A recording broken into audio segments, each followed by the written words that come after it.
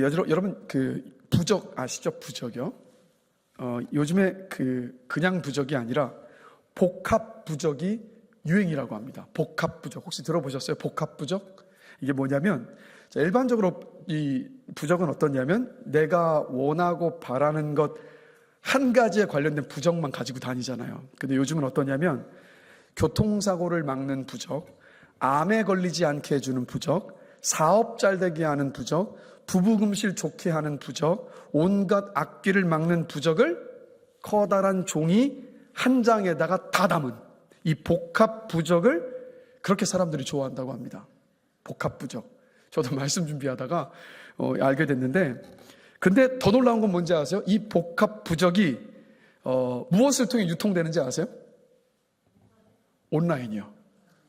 네, 온라인입니다. 이제 부적도 온라인으로 이제 사고 파는 시대가 돼버린 거예요. 자, 그리고 우리나라에서 이런 부적이나 점집으로 가장 유명한 곳이 어딘지 아세요? 어딜까요? 일단 서울에 있습니다. 아닙니다. 이 점과 부적으로 가장 유명한 곳이 어디냐면 최첨단 벤처기업이 줄지어 있는 테헤란로와 강남 압구정이에요.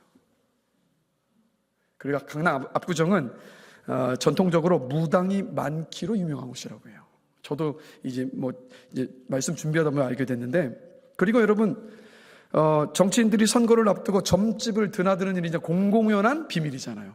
뭐 영화로도 영화가 됐었고 다 알고 있는 사실입니다. 이 참 아이러니한 것이 이 우주 여행을 목전에 둔 시대이고 인공지능을 가진 로봇이 사람을 대신해 가려는 어떤 그런 시대, 과학기술이 너무나도 발달해 가고 있는 시대, 뭐 하루가 멀다 하게 너무 큰 변화 속에서 그 변화를 쫓아가기도 버거운 시대 속에 살고 있는데, 그런데 이렇게 발달한 최첨단 시대를 살아가고 있지만 돈과 권력과 부귀 영화를 추구하고 숭배하는 사람들은요, 뭘 쫓냐면 미신, 우상을 쫓아요. 그리고 여러분 돈과 권력, 부귀 영화를 추구하는 사람이 필연적으로 도착하는 종착역이 뭐냐면 그게 바로 여러분 점집이고 미신이고 우상을 섬기는 일입니다. 그리고 이렇게 이 인류의 역사를 보면 이게 그냥 요즘에만 벌어지는 일이 아니라 인류의 역사 전체를 보면 신의 능력, 그러나 정말 살아계신 하나님의 능력을 말하는 게 아니라 사람이 만들어낸 신의 능력을 힘입어서 애군과 불행을 면하게 하고 부유하고 풍요롭게 살고 싶은 인간의 그 탐욕, 그 욕심이 투영돼서 만들어진 게 뭐냐면 이게 바로 종교입니다. 이게 종교예요. 모든 종교의 결은 똑같아요. 그러나 기억하십시오. 기독교는 종교가 아닙니다. 기독교는 종교가 아니에요. 왜냐하면 우리는 살아계신 하나님을 예배하고 신뢰하고 섬기며 사는 사람들이기 때문에. 여러분 기억하세요. 하나님은 우리의 수단이 아니라 우리의 목적이시라는 거. 그래서 기독교는 여러분 종교가 아닙니다. 자, 그럼 이 애굽 출애굽기를 우리가 살펴보고 있는데, 애굽도요 당시로 친다면 온갖 신을 숭배하는 만신전이었습니다. 온갖 신을 다 섬겼는데, 특별히 하나님은 이 출애굽의 역사를 하시면서 10가지 재앙을 통해서 애굽 왕과 애굽 백성들과 그리고 이스라엘 백성들에게 어떻게 하신 겁니까? 우상이 아닌 살아계신 하나님이 어떤 분이신지를 보여주셨고 알게 하셨고, 그리고는 어떻게 하길 원하신 거예요? 그들이 섬기던 우상을 다 버리고 유일한 참신이신 하나님을 예배하도록 만드시려고 하셨던 거였습니다. 이게 출애굽기의 10가지 재앙의 목적이에요. 자, 그래서 오늘은 이 출애굽기 10가지 재앙을 한번 살펴보면서 좀 우리 은혜를 함께 나누고 싶은데, 자, 여러분 하나님이 모세를 통해서 애굽에 내리신 첫 번째 재앙이 어떤 재앙이었죠? 어떤 재앙이죠? 나일강이 피가 되는 재앙입니다. 자, 출애굽기 7장 15절을 보면 하나님께서 모세에게 뭐라고 말씀하시냐면 아침에 너는 바로에게로 가라. 보라 그가 물 있는 곳으로 나오리니 라고 말씀하셨어요. 여러분 바로가 왜 나일강으로 갔을까요? 뱃놀이 하려고요? 수영하러 나갔을까요? 해상 레저 스포츠를 누리고 싶어서 나일강으로 갔을까요? 수상 스포츠를? 아닙니다. 이때 왜 나갔냐면 나일강의 신인 하피에게 제사를 드리기 위해서 나간 거예요. 그래서 하피는 생명과 풍요의 신입니다. 그래서 이 애굽 사람들은 뭐라고 믿었냐면 이 하피가 나일강이 일정한 주기로 범람을 하게 만들어서 그래서 나일강 주변에 농업이 번성하게 했고 애굽 사람들에게 물과 영양을 풍성하게 공급해주는 신이라고 믿었던 겁니다. 자, 그런데 그렇게 나일강의 신인 하피를 섬기던 바로였고 애굽 사람들인데 모세가 지팡이를 들어서 나일강을 치니까 어떻게 됐다고요? 그 나일강이 핏물이 돼버립니다. 그러자 어떻게 돼요? 물고기가 죽어서 둥둥 떠오릅니다. 그리고 그 물고기가 썩어서 그 나일강에서 악취가 나서 애굽 사람들이 마시지를 못해요. 자, 이게 뭘 말하는 거겠습니까? 바로 생명과 풍요의 신이라 여겨졌던 우상이었던 하피에 대한 하나님의 심판이었어요. 그 신은 가짜다, 버리라는 하나님의 메시지였습니다. 이게 첫 번째 재앙이에요. 자, 두 번째 재앙은 어떤 재앙이죠? 개구리 재앙입니다. 자, 여러분, 당시 애굽 사람들에게 개구리는요, 그냥 단순한 개구리가 아닙니다. 개구리는 부활과 다신의 신 헥트라고 불렸어요. 자, 그럼 왜 하필이면 개구리가 부활과 다신의 신으로 애굽 사람들의 섬김을 받았을까? 잘 생각해 보시면, 자, 개구리는 겨울이 되면 어떻게 하죠? 겨울잠 잡니다. 마치 죽은 것처럼 동면에 들어가요. 그런데 따뜻한 봄이 되면 어떻게 되죠? 마치 부활한 것처럼 개구리가 동면에서 깨어나서 막 다니잖아요. 그러니까 그 모습을 보면서 이제 부활의 신으로서 개구리를 생각한 거고, 또 뭐 요즘은 잘 보기 힘들겠지만 우리 개구리 알을 보신 적 있으시죠? 한 번에 알을 낳으면 뭐 수천 개, 수만 개를 낳습니다. 그러니 어떻게 여기겠어요? 다산의 신으로 개구리를 섬긴 겁니다. 헥투라는 이름으로. 그래서 애굽 사람들은 그래서 아들이나 딸을 낳고 싶을 때 이 헥트신 개구리를 찾았다고 해요. 그리고 이 개구리신 헥트에게 예물을 바치고 절하면서 이렇게 기도했습니다. 우리도 당신처럼 부활하여서 영원히 살게 하여 주십시오.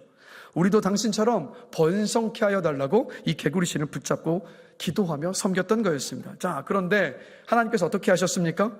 숭배의 대상이었던 부활과 다산의 신 개구리가 온 애굽 땅을 다 덮어버렸어요. 개구리 떼가 애굽 사람들을 고통스럽게 만드는 존재, 애물단지가 되어버렸습니다. 그리고 애굽을 악취나는 곳으로 만들어버렸어요. 출애굽기 8장 13절과 14절 함께 보실까요? 같이 한 목소리 한번 읽어보겠습니다. 빨갛게 된 문만 있습니다. 개구리가 사람들이 모아 무더기로 쌓으니 땅에서 악취가 나더라. 개구리를 온 땅에 가득하게 하셨던 이 재앙도 개구리신 헥트에 대한 뭐였습니까? 하나님의 심판이었어요. 개구리를 숭배하고 있었던 애굽 사람들의 그 신앙을 주님이 하나님께서 완전히 깨뜨리신 겁니다. 자, 세 번째 재앙은 어떤 재앙이었죠? 티끌이 이가 되는 재앙입니다. 출애굽기 8장 17절을 보면 아론이 지팡이로 땅에 티끌을 치자 애굽 온 땅의 티끌이 다 이가 되어서 사람과 가축에게 기어 올랐습니다. 여기 우리 청년들은 이가 뭔지 잘 모르죠? 알아요? 이를 알면 여러분 다 이 아시잖아요, 이. 저 초등학교 때 이 없는 친구는 없었습니다. 그렇죠? 이가 없다 할지라도 우리는 서로 이를 나누면서 서로의 머리에 이를 석을 함께 키우면서 석회를 손으로 터뜨려주면서 그 막 간지러워가지고 긁었었던 그런 시절을 살았던 게 바로 우리들 아닙니까? 그죠? 이 생각하면, 네. 이게 가렵잖아. 얼마나 가렵습니까, 이가. 그러니까 생각만 해도 생각해보세요. 이집트에 온 땅의 티끌이 다 이가 돼서 사람과 동물에게 다 기어 올랐으니까 이게 얼마나 괴로웠겠습니까? 끔찍한 일이죠. 자, 그럼 왜 하필이면 이집트 땅에 애굽 땅의 모든 티끌을 이로 만드시는 재앙을 내리신 것일까? 여러분, 애굽 사람들은요, 땅과 풍요의 신, 땅의 신, 셉이라는 신을 섬겼어요. 이제까지 땅과 풍요의 신 셉을 예배하면서 섬겨왔던 겁니다. 근데 이제 어떻게 된 거예요? 그 땅의 신 셉이 뭘 가져왔습니까? 이라는 재앙을 가져온 거예요. 땅의 티끌이 이가 되는 재앙으로 이 애굽 사람들이 섬기고 있었던 땅과 풍요의 신 셉이 얼마나 허망한지 그것을 하나님이 보여주셨던 거였습니다. 이것도 역시 그들의 우상을 깨버리신 일이었어요. 자, 네 번째 재앙은 어떤 재앙이었습니까? 파리떼가 가득하게 되는 재앙입니다. 애굽 온 땅을 파리로 가득하게 하셨어요. 자, 8장 24절 함께 보실까요? 우리 같이 한 목소리로 읽습니다.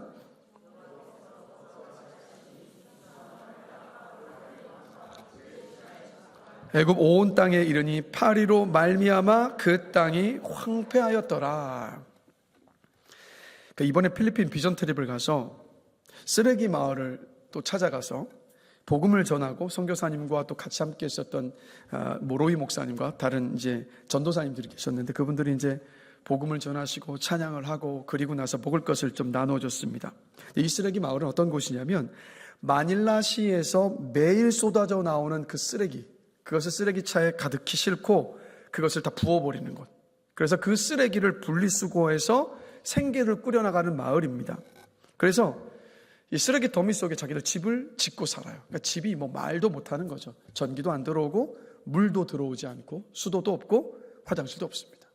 온 천지가 다 쓰레기 천지예요. 그러니까 뭐 쓰레기에서 나오는 그 침출수 같은 물들이 다니는 길마다 가득합니다.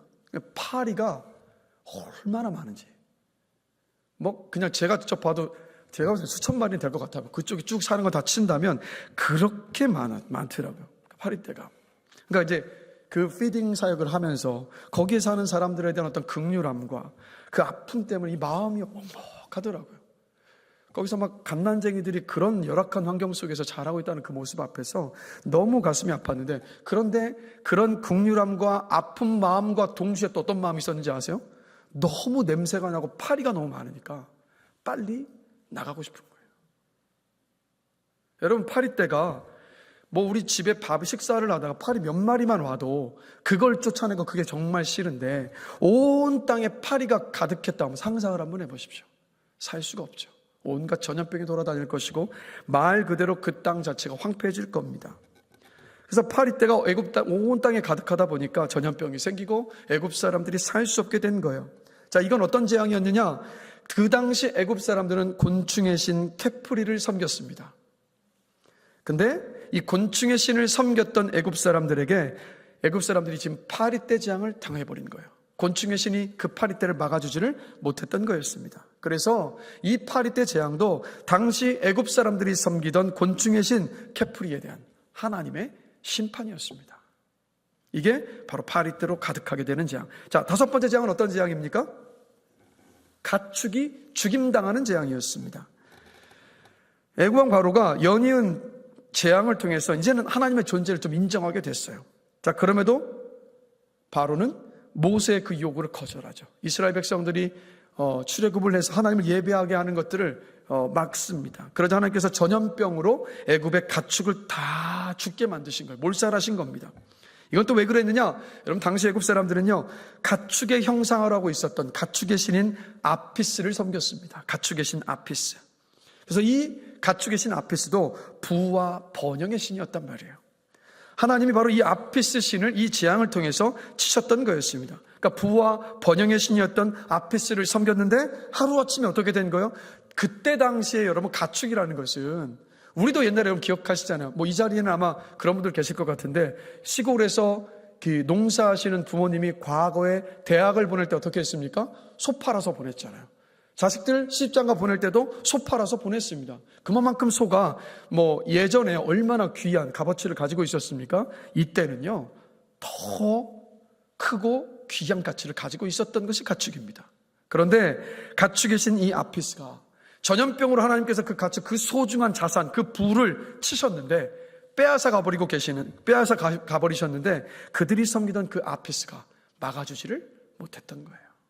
이것도 역시 하나님께서 가축의 신, 부와 번영의 신, 가축의 신 그 아피스가 아무것도 하지 못하는 그냥 허구에 불과한 무능한 신이라는 것을 하나님께서 몸소 경험케 하셨던 재앙이었습니다. 이게 바로 다섯 번째 재앙이에요. 자, 여섯 번째 재앙은 뭐였습니까?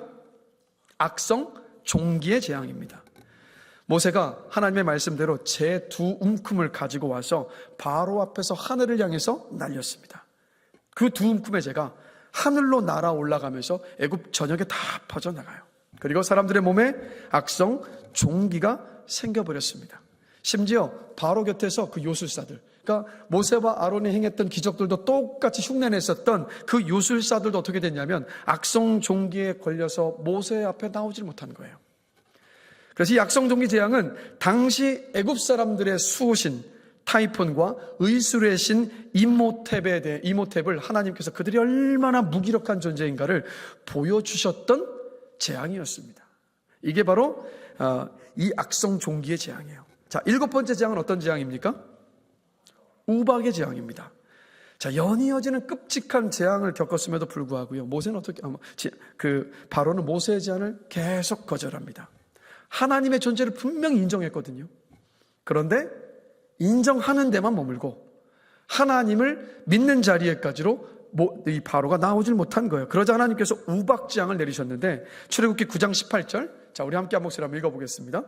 내일 이맘때면 내가 무거운 우박을 내리니 애굽 나라가 세워진 그 날로부터 지금까지 그와 같은 일이 없었더라. 하나님 뭐라고 말씀하시냐면, 애굽의 역사 속에서 단 한 번도 겪어보지 못한 최대의 재앙이 될 것이라고 예고를 하셨어요. 그렇다면 우리가 짐작해보건대 정말 큰 우박 덩어리가 떨어졌을 것을 충분히 짐작해 볼 수 있습니다. 제가 미국에 있을 때 이 골프공만한 우박이 떨어진 거, 제가 있었던 곳에 경험한 건 아니지만 타 지역에 골프공만한 우박이 떨어진 뉴스를 본 적이 있습니다. 그런 우박이 떨어지면요, 막 사람 맞으면 머리가 터지고 지붕이 막 깨지고 자동차가 박살이 나버립니다. 그렇다면 이제까지 겪어본 일이 없었던 우박을 내리셨다라고 한다면 어마어마하게 큰 우박이 떨어졌을 것이고, 그래서 이 출애굽기 말씀을 보면 그 우박이 사람과 짐승과 밭의 채소와 모든 것들을 다 황폐화시켰습니다. 나무까지도 찍어버렸다라고 기록을 하고 있어요. 그래서 이 어마어마한 크기의 우박을 통해서 이 재앙이 내린 건데, 이 우박 재앙도 역시 다산과 농경의 신이었던 오시리스, 이 오시리스에 대한 심판이었던 겁니다. 하나같이 애굽 사람들이 믿고 섬겼던, 무엇을 위해서? 부와 번영을 위해서 섬겼던 그 수많은 신들에 대한 하나님의 심판이었던 거예요, 이 모든 재앙이. 자, 8번째 재앙은 어떤 재앙이었습니까? 메뚜기 재앙이죠. 우박이 쏟아져 내리니까 이 바로가 마음을 돌이키는 보였어요. 그런데도 그 순간에도요, 바로는 속으로 계산을 합니다. 자, 출애굽기 9장 31절 32절 함께 보실까요? 같이 함께 읽겠습니다. 그때에 보리는 이삭이 나왔고 삼은 꽃이 피었으므로 삼과 보리가 상하였으나 그러나 밀과 쌀보리는 자라지 아니한 고로 상하지 아니하였더라. 다른 모든 농작물들은 다 쑥대밭이 돼버렸지만 밀과 쌀보리는 아직 자라지 않은 거예요. 아직 믿을 만한 구석이 있으니까. 그러니까 바로의 마음에 딱 계산해보고, 아니다, 아직 나에게 믿을 만한 구석이 있으니까 아직 이 사람들 내보내지 않아도 된다라고 생각한 거예요. 얼마나 어리석습니까? 결국 하나님은 바로 이 완악한 마음을 아시고 메뚜기 재앙을 내리신 거예요. 자, 출애굽기 10장 15절 보실까요? 같이 한 목소리 한번 읽어보겠습니다. 메뚜기가 온 땅을 덮어 땅이 어둡게 되었으며 메뚜기가 우박에 상하지 아니한 밭의 채소와 나무 열매를 다 먹었으므로 애굽 온 땅에서 나무나 밭의 채소나 푸른 것은 남지 아니하였더라. 애굽 온 땅에 밭의 채소나 푸른 것은 하나도 남지 아니하였더라. 그럼 이 메뚜기 재앙은 뭐냐? 당시 애굽 사람들은, 왜냐하면 그때도 메뚜기 떼들이 출몰할 때가 많이 있었습니다. 그러다 보니까 애굽 사람들이 농작물에 막대한 피해를 주는 메뚜기 떼로부터 보호받기 위해서 세라피스라는 신을 섬겼거든요. 메뚜기로부터 세라피스 신이요, 우리 농작물들을 지켜달라고 그렇게 섬겼던 겁니다. 그런데 이 메뚜기 재앙으로 이 세라피스는 하나님을 막을 수 없는 무능한 신이라는 것을 밝히 하나님께서 애굽 사람들에게, 바로에게 보여주셨던 겁니다. 자, 9번째 재앙은 어떤 재앙입니까? 흑암의 재앙이에요. 자, 말씀을 보면 10장 23절을 보면 사흘 동안 짙은 흑암이 내렸는데, 자, 빨갛게 된 부분만 같이 한 목소리 한번 읽어봅니다. 사람들이 서로 볼 수 없으며 자기 처소에서 일어나는 자가 없으되.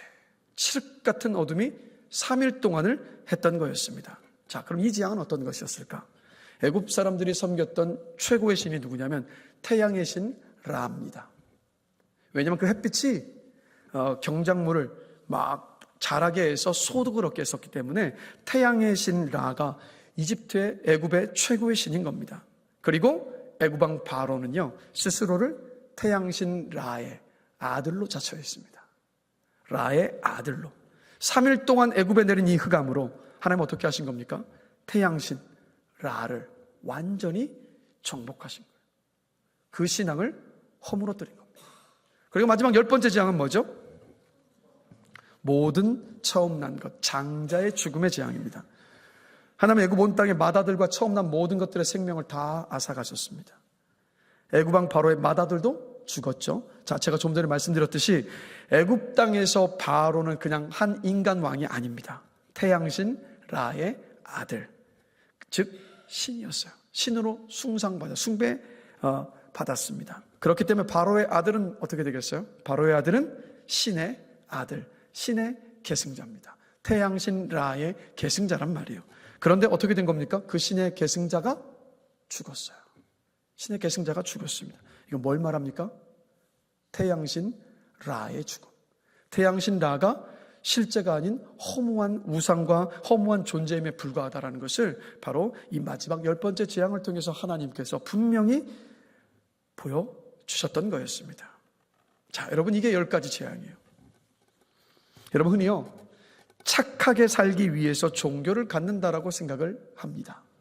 정말 그럴까요, 여러분? 분명 종교를 통해서 착하게 사는 선을 추구하기도 합니다. 그러나 제가 서두에 말씀드렸지만 종교의 가장 주된 목적은 뭡니까? 신의 능력을 힘입어서 애군과 불행을 면하고 풍요롭게 사는 것.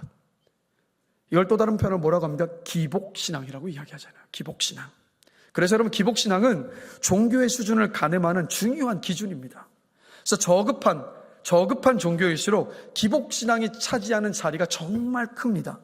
여러분, 그 일본의 남묘호랭개교 들어보셨죠? 남묘호랭개교. 자, 이 남묘호랭개교는 뭡니까? 진짜 단순한데 남묘호랭개교라는 주문만 외우면 만사형통, 무병장수, 부귀영화가 보장된다라고 가르치는 종교입니다. 그래서 그냥 모였다 하면 남묘호랭개교, 혼자 있을 때도 남묘호랭개교만 외우면 되는 거예요. 정말로 1차원적인 기복신앙입니다. 그런데도 정말 많은 사람들이 남묘호랭개교를 따르잖아요. 그걸 지금 이 순간에도 우리나라의 어떤 자리든 아니면 일본에서는 외우고 있습니다. 착해지려고, 선하게 살려고 무당 찾는 사람 있습니까? 착하고 선하게 살기 위해서, 선한 뜻을 이루기 위해서 점집 찾아가는 사람 있습니까? 없습니까? 없어요, 여러분. 그런 목적과 의도로 무당 찾아가고 점집 찾아가는 사람은 없어요. 왜 무당을 찾아가고 왜 점집을 찾습니까? 만사형통과 무병장수와 부귀영화를 얻고 싶어서 찾아가잖아요. 이게 우상숭배의 핵심입니다. 즉 10가지 재앙을 통해서 하나님은 바로와 애굽 사람들이 굳게 붙들고 예배하던 재물과 권력과 부귀영화와 만사형통과 무병장수라는 그 가짜신 그 우상을 완전히 허물어버리신 거예요, 여러분. 만사형통, 무병장수, 부귀영화만을 추구하는 우상숭배를 심판하셨던 사건이 바로 이 10가지 재앙입니다. 그리고 그 우상숭배의 끝이 허무와 파멸과 고통이라는 것을 애굽 왕 바로와 애굽 사람들이 겪게 하셨던 거예요.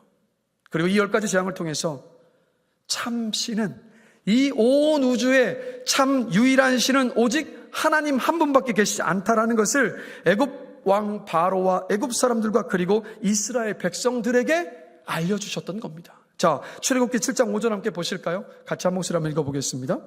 내가 내 손을 애굽 위에 펴서 이스라엘 자손을 그 땅에서 인도하여 낼 때에야 애굽 사람이 나를 여호와인 줄 알리라 하시매 아멘. 이 뜻을 이루신 겁니다. 그리고 나서 어떻게 하신 거냐면 하나님이 어떤 분이신지를 알게 하시고 그들로 하여금 하나님을 예배하게 하신 거예요.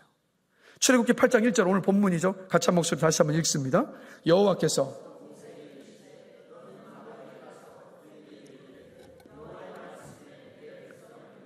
그들이 나를 섬길 것이니라 할지니라 아멘.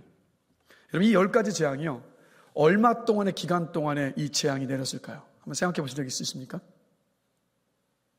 막 여러분들이 이렇게 생각하실 거예요. 첫 번째 재앙 끝나고 다음 재앙 오고 그 다음 재앙 와서 한 최소한 10일 언저리 안에 이게 다 끝났을 것이다, 그렇게 생각하시는 분들이 많이 계실 것 같은데 그렇지 않습니다. 성경을 보시면 한 재앙이 끝나고 다음 재앙 가운데 그 일주일 정도의 시간적인 경우, 아니면 좀 더 긴 경우도 있었거든요. 그래서 신학자들은 어떻게 보냐면 이 10가지 재앙이 약 한 1년 넘는 시간 동안 이 재앙이 애굽 땅에 내려졌었다라고 봅니다.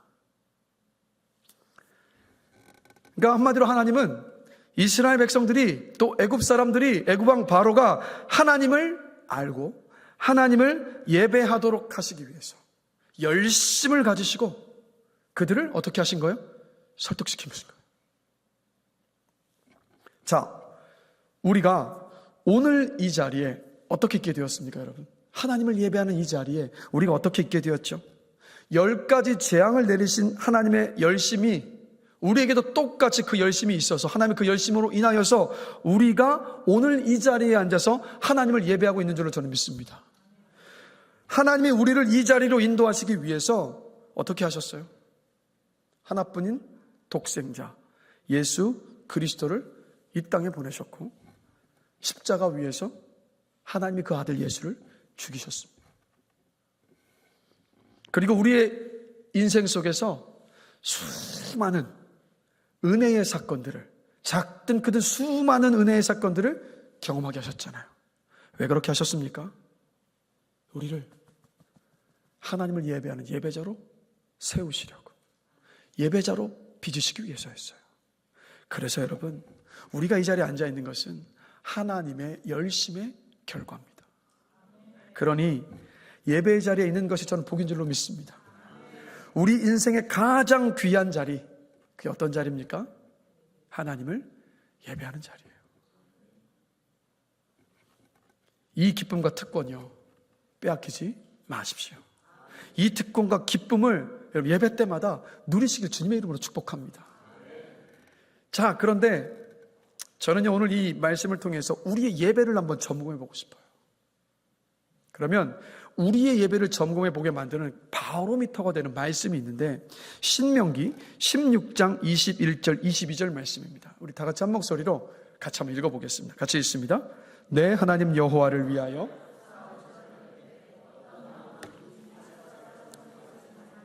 자기를 위하여 주상을 세우지 말라.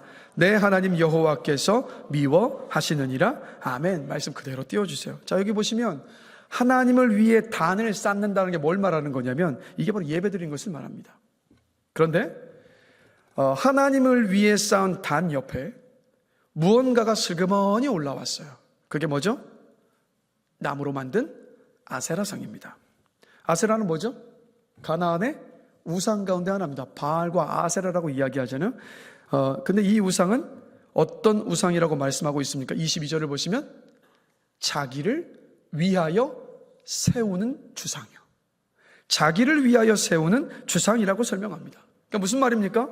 단은 하나님을 예배하기 위해서 쌓고 아세라상은 뭘 위해 쌓은 거예요? 자기 자신을 위해 쌓은 겁니다. 자, 왜 그랬을까요? 왜 이렇게 했을까요? 하나님을 예배하는 자리에 왔는데 하나님을 예배하기 위해서 단을 쌓고 그 옆에는 슬그머니 아세라상, 나무로 만든 아세라상을 왜 세웠던 것일까? 그 이유는 여기에 있습니다. 하나님만으로는요, 뭔가 부족하다고 생각했기 때문에 하나님께서 공급해 주시는 것만으로는 만족하지 못하겠다라는 그 마음의 욕망 때문이었습니다. 내가 원하는 것은 다른 건데, 달리 있는데 그건 하나님이 주시는 게 아니라 아세라 신이 준다는 거예요. 이 아세라 신이 어떤 신인지 아십니까? 번영과 풍요의 신입니다. 잘 먹고 잘 살기 위해 믿는 신, 이게 바로 아세라예요. 여러분, 우리는 예배를 통해서 하나님을 만납니다. 하나님 만나시길 축복합니다. 모든 예배 때마다. 그리고 우리 하나님께 감사와 찬양과 헌신을 예배에서 올려드립니다. 그래서 그 예배 속에서 어떻게 됩니까? 하나님의 사랑과 하나님의 능력과 하나님의 지혜와 하나님의 축복이 하나님을 온전히 예배하는 저와 여러분들에게 부어집니다. 이 세상에서는 경험해볼 수 없는 하나님의 그 영광이 예배 가운데 임합니다, 여러분. 이 예배 얼마나 소중한지 몰라요. 자, 그런데 그 주님의 십자가를 바라보면서 우리가 하나님을 온전히 높인다고 예배하면서도 수많은 현대판 아세라상을 같이 올려놓을 때가 정말 많아요, 여러분. 부귀영화, 무병장수, 만사형통, 입신 출세의 아세라상, 하나님을 예배하는 자리에 은근슬쩍 그것들을 가지고 와서 끼워 넣습니다. 눈에 보이지 않지만 우리는 십자가 제단에 예금 통장도 올리고 주식도 올리고 자녀의 출세와 건강도 올릴 때가 얼마나 많습니까? 사업이 잘 되기를 바라는 마음을 올릴 때도 얼마나 많습니까? 그런데 이 모든 것 하나님을 위한 것인가요? 나를 위한 것인가요? 우리 포장은 잘하죠. 주님을 위한 것이라고, 주의 영광을 위한 것이라고 포장은 너무도 잘하지만 사실은 나를 위한 거잖아요. 나를 위한 것. 근데 여러분, 이 자기를 위한다는 성경의 이 말씀, 자기를 위한다는 것을 한자로 써보면 이렇게 되더라고요. 사람 인자와 위할 위자가 돼요. 그래서 위할 위니까 인위입니다. 자, 그래서 인자와, 죄송해요, 위자를 제가 못 외워서 인위라는 자가 되는데, 근데 이 사람 인자와 위할 위자가 합쳐지면 어떤 한자가 되는지 아세요? 사이비 위자가 됩니다. 나를 위하여 세운 아세라상은 가짜라는 얘기죠. 가짜 신이라는 얘기예요. 자기를 위해서 섬기는 신은 모두가 다 가짜 신이라는 겁니다. 10가지 재앙은요, 뭡니까? 바로와 그리고 애굽 사람들이 자신을 위해 섬겼던, 아니 자신을 위해 스스로 만들고 섬겼던 가짜 신들이었잖아요.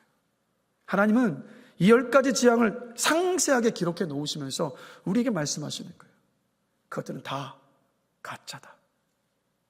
죽은 신들이고 너희에게 아무것도 할 수 없는 우상에 불과하다. 이걸 말씀하시는 거예요. 자, 가짜 신들을 섬겼습니다. 근데 이 10가지 재앙을 통해서 우리가 뭘 봅니까? 그 결과가 어떻게 되죠? 하나님이 아닌 가짜 신을 섬겼을 때 그 결과. 자, 우리나라를 한번 보실까요? 자, 우리나라는 6.25 동란 이후에 그 처절하게 찢어지게 가난하고 어려웠던 그 시절을 겪어오면서 온 국민이 섬겼던 신이 있어요. 번영과 성공의 신이요. 그렇죠? 모두가 다 번영과 성공을 위해서 죽도록 일했습니다. 그렇게 죽도록 달려왔어요. 그래서 진짜 번영과 성공을 이루었는데, 근데 결과를 놓고 보니까 가정이 흔들립니다. 행복할 줄만 알았는데 상대적인 박탈감만 점점 커져가요. 점점 고립되고 힘들어집니다. 그러다 보니까 점점 안 된다는 자괴감으로 포기해버리는 그 다음 세대들이 일어나기 시작했잖아요. 살아갈 이야기, 살아갈 목적이 사라진 사회에는요, 뭐만 남는지 아십니까? 본능적인 욕망만 남잖아요. 그 욕망에 충실하게 살아가는 것이 전부라고 생각합니다. 근데 여러분, 이게 지금 우리 대한민국 아닌가요? 경희대학교 국제대학의 임마누엘 페트라이시 교수가 외국인이니까 외국인의 시선으로 한국 사회를 들여다보면서 이렇게 욕망에 충실하게 사는 현상, 우리나라의 현상을요, 이렇게 설명을 하더라고요. 단 몇 분만 텔레비전을 봐도 오늘날 한국을 위협하는 기괴한 문화적 타락을 목격할 수 있습니다. 생각 없이 무절제하게 꾸역꾸역 음식을 먹어가며 오감을 만족시키는 장면이 끝없이 나옵니다. 잘 보세요. 저 좀 TV를 틀면 죄다 먹는 거예요. 예능도 먹는 것, 뭐 전국 각지를 돌아다니면서 맛집 찾아다니는 것, 주 방송들이 다 그거 아닙니까? 그리고 유튜브를 보시면 구독자 1,000만 명, 2,000만 명이 넘는 사람들 누군지 아시죠? 먹방 유튜버들. 그래서 이 교수가 이런 말을, 이런 사회에서는 염치가 사라지고 아무 생각이 없이 음식, 술, 성적 쾌락, 스포츠에 탐닉하게 됩니다. 그게 우리 대한민국의 실상이잖아요. 이런 욕망을 채우기 위해서 정신없이 달려들고, 욕망이 채워지지 않으면 어떻게 됩니까? 이성을 잃고 너무 쉽게 분노해버리잖아요. 그래서 이런 우리 대한민국 이 시대의 풍조를 이렇게 표현하더라고요. 사이다 시대요. 사이다 시대. 시원하게 내 속에 있는 것을 일단 쏟아내고 보는 시대라는 뜻에서 사이다 시대입니다. 근데 정말 그렇지 않나요?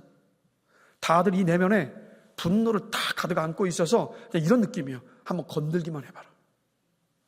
그럼 내가 다 쏟아부어주겠다. 내가 살아가야 할 그 진정한 삶의 목적을 붙들지 못하고 오직 내 감정, 내 욕망에만 몰두하는 시대가 여러분 돼버렸습니다. 이 시대에 민낯을 보여주는 사건이 뭡니까? 불과 얼마 전에 있었던 초등학교 교사가 자기 제자를 죽인 사건이잖아요. 이게 특정인만의 문제일까요, 여러분? 아닙니다. 그리스도인 저와 여러분도 자유하지 못하잖아요. 그래서 이 시대에 정말 필요한 거, 네, 법과 제도를 추가하는 거 필요해요. 더 많은 어떤 사회보장제도 필요합니다. 좋은 지도자도 있어야 되는 것 맞아요. 그러나 그것이 궁극적인 것은 분명히 아닙니다. 왜요? 다 사람이 하는 것이니까. 이 시대에 정말 필요한 것, 저는 확신합니다. 진정한 예배의 회복이요. 예배를 통해서 하나님을 정말 깊이 만나는 것. 자, 예배는 뭡니까? 하나님 만나는 것. 예배는 뭡니까? 하나님이 내 삶의 중심에 서시는 것. 예배는 뭡니까? 세상과 나는 간 곳이 없고 오직 하나님만 부각되는 것. 이게 예배잖아요. 하나님만 부각될 때, 하나님만 보일 때 어떻게 됩니까? 우리에게 새로운 시각이 생기잖아요. 새로운 시각. 여러분, 예배를 열심히 드리는데도 고난과 역경 앞에서, 문제 앞에서 절망하는 분들이 있어요. 왜 그런지 아십니까? 진정한 예배를 드리면 절망하지 않습니다. 진정한 예배 속에서 하나님을 만나면 아무리 인생에 고난이 힘겹고 어려운 문제가 있어도 낙심하거나 절망하지 않아요. 그런데 예배를 그렇게 열심히 드리는데도 절망하고 낙심하고 있다면 그 이유는 뭐냐면 예배를 통해서 사랑하는 하나님을 만나는 것이 주된 목적이 아니었기 때문이에요. 예배를 왜 드리러 나왔냐면, 여러분 이런 말이 있잖아요. 연불에는 관심 없고 뭐에만 관심 있다고요? 잿밥에만 관심 있다. 이 말과 똑같이 하나님께는 사실 별 관심 없어요. 오직 뭐에 관심 있는 겁니까? 내가 원하는 것, 복 받는 것에만 관심이 있는 거예요. 예배는 부귀영화와 무병장수와 만사형통과 입신출세의 그 굿판으로 전락해버린 거예요. 그러니까 그 예배 속에 예배를 아무리 열심히 드려도 인생의 고난과 문제가 해결되지 않고 다가오면 그렇게 화를 내고 그렇게 무너지고 그렇게 좌절하는 겁니다. 생각해보세요.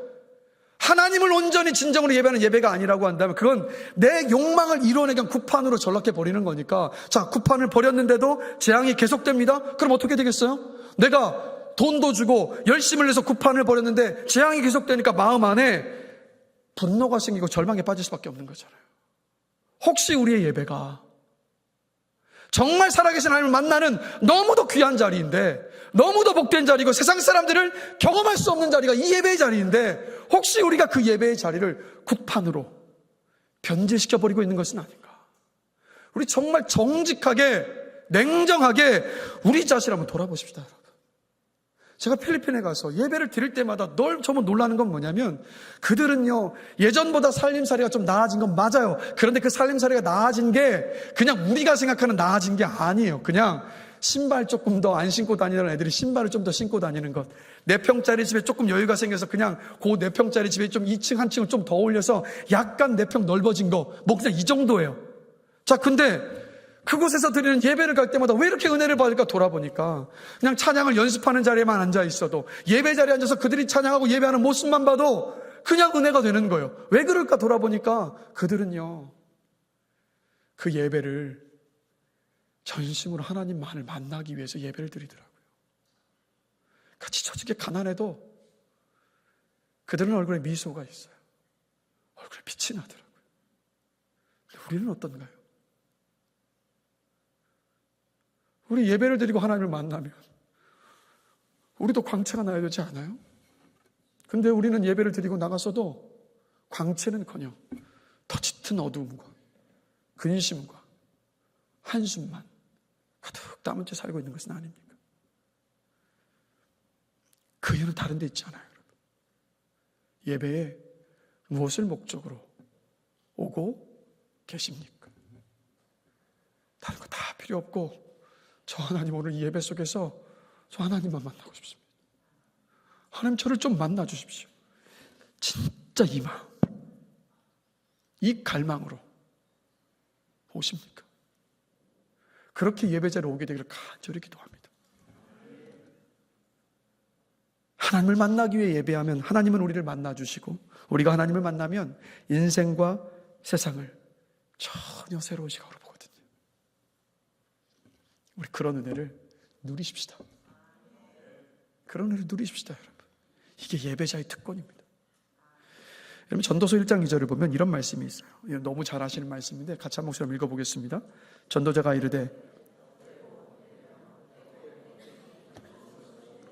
자, 이 헛되다라는 단어가 히브리어로 헤벨입니다. 근데 이 헤벨은 두 가지로 번역이 될 수 있어요. 허무하다라고도 번역될 수 있고 짧다라고도 번역될 수 있습니다. 그래서 우리 한글 성경은 헛되다라고만 번역하고 있지만 사실상 전도서 전체를 면밀히 살펴본다면 짧다라고 번역하는 것이 훨씬 더 합당해 보여요. 그러니까 전도자가 이렇게 세상의 모든 것들이 다 헛되다고 말한 이유는 뭐냐면 세상의 모든 것이 영원하지 않고 잠시 있다가 사라지기 때문입니다. 그래서 이 헤벨의 원래 뜻이 뭐냐면 수증기, 입김, 이슬입니다. 자, 수증기와 입김과 이슬의 공통점은 뭐죠? 순식간에 사라져버려요. 있다가도 순식간에 사라지는 허무한 것들. 그리고 야고보서 4장 14절을 보면 이런 말을 하죠. 내일 일을 너희가 알지 못하는도다. 너희 생명이 무엇이냐? 너희는 잠깐 보이다가 없어지는 안개, 즉 헤벨이니라. 맞잖아요. 인생이 너무 흘러가지 않습니까? 이게 바로 헤벨이에요. 그러니까 인생이 너무 영원하지 않고 짧기 때문에 전도서 기자가 헛되다라고 고백한 겁니다. 자, 이 헤벨의 반대말이 뭐냐면 올람입니다. 영원이라는 뜻이에요. 올람. 그래서 이 전도서는 인생의 참 지혜자가 누구라고 말씀하고 있냐면 무엇이 헤벨이고 무엇이 올람인지를 아는 사람. 무엇이 영원하지 않고 짧게 있다가 사라지는 것인지 무엇이 영원한 것인지를 아는 사람이 지혜자라고 말씀하고 있습니다. 자, 전도서 1장 3절을 보실까요? 같이 읽습니다. 해 아래에서 수고하는 모든 수고가 사람에게 무엇이 유익한가? 이 말씀과 헤벨과 올람을 함께 엮어서 생각을 해본다면 헤벨은 뭡니까? 짧아서 쉬 사라지는 것이 바로 해 아래에 있는 거고 올람은 뭡니까? 해 위에 있는 영원한 것을 말하는 거예요. 그래서 여러분 보십시오. 성경 속을 잘 보시면 해 위를 본 사람은요 해 아래의 것들에 마음 뺏기지 않습니다. 올람을 경험한 사람은 헤벨에 아까운 시간을 쏟아붓지는 않습니다. 그 대표적인 성경 인물이 누굽니까? 바로 바울 아닙니까? 자, 주님을 만나기 전에, 즉 올람을 보기 전에는 바울은 어떻게 살았어요? 해 아래의 것들, 헤벨만 붙들고 그것만 위해 살았던 인생이었습니다. 그런데 채워지지 않아서 너무도 허무했던 거예요. 그 허무함이 어디까지 가버렸냐면 생각해 보세요. 자, 유대교를 향한 열심, 해 아래의 것을 향한 열심인데 사람을 가둬서 죽이고 교회를 핍박하는 일. 자, 쉽게 생각해 봐도 이건 너무도 악한 일이잖아요. 그런데도 그것이 악한 일인지를 분별하지 못한 채 그곳을 향해서 가고 있었던 너무나도 허무한 인생을 살았던 사람이 바울입니다. 그런데 올람인 예수님을 만나고 나니까 그의 인생이 어떻게 돼버립니까? 이제는 더 이상 해 아래의 것을 위해 살지 않았어요. 해 아래의 것을 똥처럼 여기고 해 위의 것을 향해서 해 위에 계신 영원하신 주님을 위해서 자기의 인생 전부를 다 걸었습니다. 그리고 여러분 인간적으로 바라보면 바울의 인생, 자, 우리의 어떤 세상의 세속적인 가치관을 바라봤을 때 바울은 성공한 인생입니까? 실패한 인생입니까? 실패한 인생이에요. 그가 했던 일은 교회를 개척하고 그리고 순교당해서 목 잘려서 죽은 일입니다. 실패한 인생 맞잖아요. 그러나 그의 인생은요 주님 앞에서 너무도 멋진 인생이었잖아요. 얼마나 멋졌는지 2000년이나 지금 오늘날에도 그의 인생은 우리의 입술에 회자되고 있잖아요. 그래서 가만히 보시면 하나님은 우리 인생에 몇 번씩 하나님을 만날 기회를 주시는 것 같아요. 그렇죠? 여러분 인생 속에서 큰 일들을 만났을 때, 뭐 예를 들면 큰 사고를 당해서 막 죽음의 문턱 앞에 섰을 때라든가 아니면 막 정말 행복해서 눈물이 날 때, 그때 우리의 이 영혼이 어떤 것을 만난 건 다른 게 아니라 하나님이 우리를 만나 주신 건데, 그럴 때마다 우리에게 이런 질문을 던지시잖아요. 너 해 아래 것만을 위해 살다가 죽을래? 아니면 해 위의 삶을 준비하면서 살래라고 물어보시잖아요, 여러분. 지금도 하나님은 우리를 찾아오셔서 그 질문을 던지시는데, 하나님이 우리를 찾아오셔서 만나주시는 가장 주된 통로가 뭘까요? 예배잖아요. 예배요. 우리를 찾아오시고 우리를 만나주시고 우리에게 중요한 인생의 질문, 영적인 질문을 던져오시는 시간, 이게 예배잖아요. 뭐 어쩔 수 없이 선교지를 다녀오다 보니까 아직도 저는 선교지의 연합, 이 자리에 우리 비전트립 때문에 여기 계시지만 아마 저랑 동일한 마음이실 것 같아요. 계속 선교지가 생각이 납니다. 지난주 금요일 밤부터 월요일 새벽까지 필리핀 비전트립을 다녀왔습니다. 그곳에서 주일 예배를 드렸어요. 근데 잠깐 제가 말씀드렸지만 저는 그곳에서 예배를 드릴 때마다 경험하는 특별한 은혜가 있어요.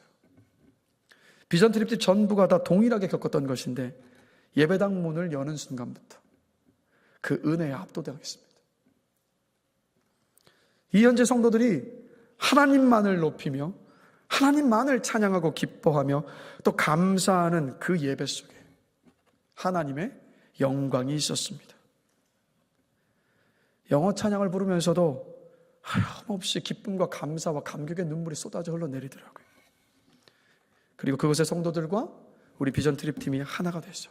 그 시간에 하나님을 온전히 기뻐하고 감사하며 영광 돌리며 그렇게 찬양하며 예배를 드렸습니다. 제가 영어로 설교를 하면 로이 목사님이 현지어인 따갈로그어로 통역을 했어요. 그런데 설교 중반쯤이 되니까 성령이 저와 로이 목사님을 하나로 묶으셨다는 큰 느낌이 왔습니다. 영어로 설교하니까 제가 얼마나 부담스럽고 얼마나 어렵겠습니까? 그리고 로이 목사님은 또 제 영어를 보고 통역을 해야 되니까 이게 자칫 잘못하면 너무 지루한 시간이 될 수 있는데 그 중반 이후부터 어떻게 돼버렸냐면 성령께서 붙잡아서 끌고 가시는 강한 확신이 들더라고요. 저도 마치 그 영어를 제 모국어인 것처럼 설교를 하고 있었고 옆에 로이 목사님도 본인이 제 원고를 보고 번역을 다 해왔는데 어느 순간에 보니까 보지 않은 채 통역을 하기 시작하더라고요. 이 예배에서 비전 트립 팀도 그것 현지의 모든 성도들도 하나님을 깊이 만났습니다. 그리고 그 예배에서 하나님이 저에게 이렇게 물어보시더라고요. 너 해 아래만을 위해 살다가 죽을래? 아니면 해 위의 삶을 준비하면서 살래? 근원적인 질문이었어요. 나는 무엇을 위해 살고 있는가? 내 삶의 목적은 무엇인가? 여러분, 우리 모두 해 아래에서 살아가고 있는데 그럼 우리는 해 위를 맛본 사람들이고 해 위를 바라보는 사람들인데 이 해 아래에서 하루하루를 우리가 어떻게 살아야 될까요? 저만을 위한 질문이 아니라 이 예배 속에서 여러분을 향한 질문이기도 하지 않습니까? 먼저 우리는요, 우리 눈앞에 있는 모든 것들이 영원하지 않고 짧게 지나간다라는 것을 우리는 항상 인지하고 있어야 합니다. 이 세상에 영원한 것이 없어요. 그렇기 때문에 짧은 인생을 사는 우리에게 가장 중요한 것은 뭐겠습니까? 영원하신 하나님의 말씀이에요. 그러면 이 해 아래에서의 하루하루를 어떻게 살아가야 하는지를 우리 주님께서 분명히 말씀해 주셨는데 그게 뭡니까? 하나님을 사랑하고 이웃을 사랑하며 사는 거잖아요. 고린도전서 13장 1절에서 3절을 보면 여러분 너무 잘 아시는 말씀이잖아요. 사랑장. 거기 보면 이렇게 풀어서 설명하자면 이걸 말씀하고 있잖아요. 최고의 진리와 최고의 선함과 최고의 아름다움과 최고의 거룩함을 평생 다 이루었다 할지라도 이것 하나가 빠지면 아무것도 아니라고 말씀하고 있죠. 그게 뭡니까? 사랑이잖아요. 그러면 그 사랑이 빠져버리면 아무리 위대한 업적을 다 이루고 성취했다 할지라도 아무 유익이 없이 울리는 꽹과리 소리와도 같다라고 말씀하고 있습니다. 그러면 그게 바로 사랑인데 이 사랑은 어떤 사랑입니까? 먼저는 하나님 사랑이겠죠. 그리고 하나님은 누구십니까? 사랑이시잖아요. 하나님은 사랑 그 자체이시잖아요. 그렇기 때문에 고린도전서 13장 속에서 사랑을 하나님으로 바꾼다면 또 다른 의미로서 우리의 인생의 목적과 의미를 발견하게 되지 않습니까?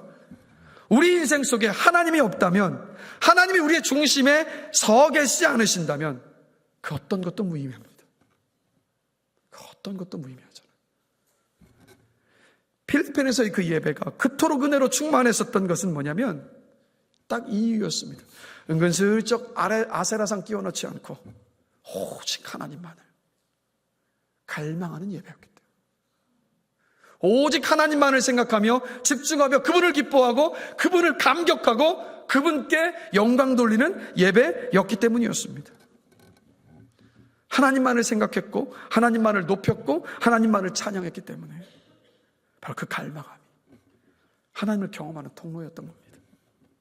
하나님의 사랑과 능력과 위대하심과 긍휼함과 자비하심을 충만히 경험했던 시간.